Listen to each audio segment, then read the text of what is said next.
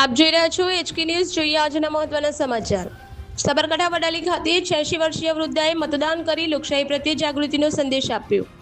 સાબરકાંઠા જિલ્લાના વડાલી વિસ્તારમાં લોકશાહી પ્રત્યેની લાગણી અને ફરજનું ઉત્તમ ઉદાહરણ જોવા મળ્યું।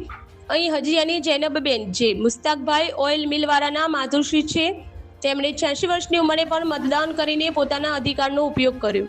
વૃદ્ધાવસ્થાના કારણે ચાલવામાં અસમર્થ હોવા છતાં તેમને વ્હીલચેરમાં લાવી મતદાન મથકે પહોંચાડવામાં આવ્યા અને સફળતાપૂર્વક મતદાન કરાવાયું। તેમના આ ઉત્સાહ અને જાગૃતતા અન્ય મતદારો માટે પ્રેરણારૂપ બની છે। સ્થાનિક લોકો દ્વારા પણ તેમના આ પ્રયાસની પ્રશંસા કરવામાં આવી રહી છે અને આ ઘટનાને લોકશાહી પ્રત્યે લોકોમાં વધુ જાગૃતિ લાવવા મદદરૂપ બની છે। Reporter Fazalbhai Memon, Vadali, HK news.